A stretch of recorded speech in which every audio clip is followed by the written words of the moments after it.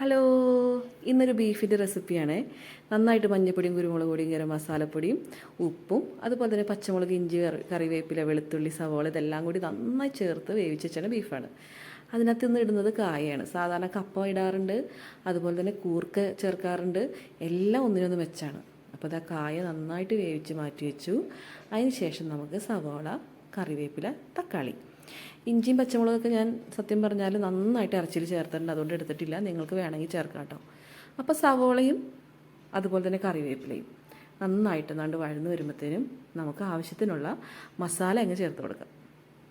അപ്പോൾ ഞാൻ ഇതിന് ചേർക്കുന്ന മസാല തനി നാടൻ രീതിയിലാണ് ഇത് ചെയ്തിരിക്കുന്നത്.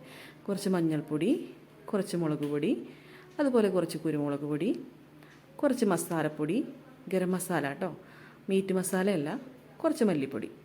അപ്പോൾ ഇതൊക്കെ നമ്മുടെ പാകത്തിനാണ് കേട്ടോ ചേർക്കേണ്ടത്. ഇവിടെ അധികം മസാല അങ്ങനെ യൂസ് ചെയ്യുന്നത് ഇഷ്ടമല്ല, അതുപോലെ മുളക് പൊടി അധികം ഇഷ്ടമല്ല. അതുകൊണ്ട് തന്നെ കാശ്മീരി മുളക് പൊടിയാണ് കൂടുതലും യൂസ് ചെയ്യുന്നത്. അപ്പോൾ അതെല്ലാം നന്നായി വഴന്ന് വന്നു കഴിഞ്ഞപ്പോഴത്തേനും ഞാൻ കുറച്ച് തക്കാളി അങ്ങ് ഇട്ടിട്ടുണ്ട്. എല്ലാവരും തക്കാളി ഇടാറില്ല, അപ്പോൾ ഇഷ്ടമുള്ള ആൾക്കാർക്ക് തക്കാളി ഇടാം. അപ്പോൾ അതൊന്ന് വഴന്ന് വരാൻ വേണ്ടിയിട്ട് എണ്ണ അധികം നമ്മൾ ഇതിനകത്ത് ഉപയോഗിക്കില്ല. കാരണം നമുക്കറിയാം ബീഫിൽ നല്ലോണം നെയ്യ് ഉണ്ടാവുന്നു. അപ്പോൾ ആ സ്റ്റോക്കിൽ കിടന്ന് തന്നെ കുറച്ചൊന്ന് വഴന്ന് വന്നപ്പോഴത്തേനും ബാക്കി കുറച്ചും കൂടി സ്റ്റോക്ക് ഒഴിച്ചു.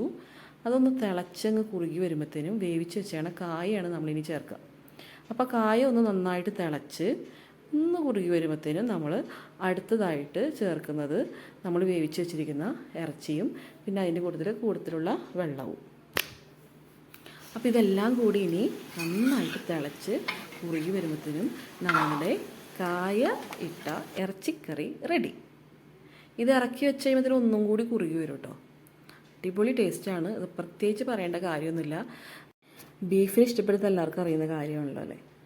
അപ്പോൾ ഇതങ്ങ് ചൂടോടുകൂടി ചൂട് ചോറിൻ്റെ കൂടെ കഴിക്കാമെന്ന് പറഞ്ഞാൽ അതിലേറെ സന്തോഷമാണ് എല്ലാവർക്കും. അപ്പോൾ ചൂട് ചോറിലോട്ട് നല്ല ചൂട് ചൂട് ചൂട് ചൂട് ബീഫും കായയും ഉലർത്തിയത് അങ്ങിട്ടിട്ട് നമുക്കൊരു പിടി പിടിക്കാം. അപ്പോൾ പിള്ളേർക്കെല്ലാം വിളമ്പി കൊടുത്തു.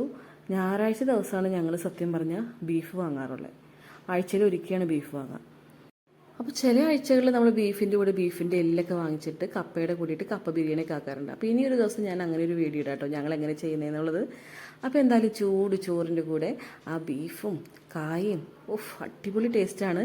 അപ്പോൾ പരീക്ഷിക്കാത്തവരുണ്ടെങ്കിൽ ഒന്ന് പരീക്ഷിക്കണേ. അതുപോലെ വിശപ്പില്ലാത്തവരുണ്ടെങ്കിൽ വേഗം പാത്രം എടുത്തോ, ചോറെടുത്തോ, വിളമ്പിക്കോ, ഞങ്ങളുടെ കൂടെ കഴിച്ചോ കേട്ടോ. അപ്പോൾ അടുത്തൊരു വീഡിയോയുമായിട്ട് നമുക്ക് എത്രയും പെട്ടെന്ന് കാണാം. അപ്പോൾ സബ്സ്ക്രൈബ് ചെയ്യാത്ത ആൾക്കാരുണ്ടെങ്കിൽ പ്ലീസ് ഒന്ന് സബ്സ്ക്രൈബ് ചെയ്യണേ. അതുപോലെ തന്നെ ലൈക്കും തരണേ. അപ്പോൾ ടാറ്റാ, ബൈ ബൈ.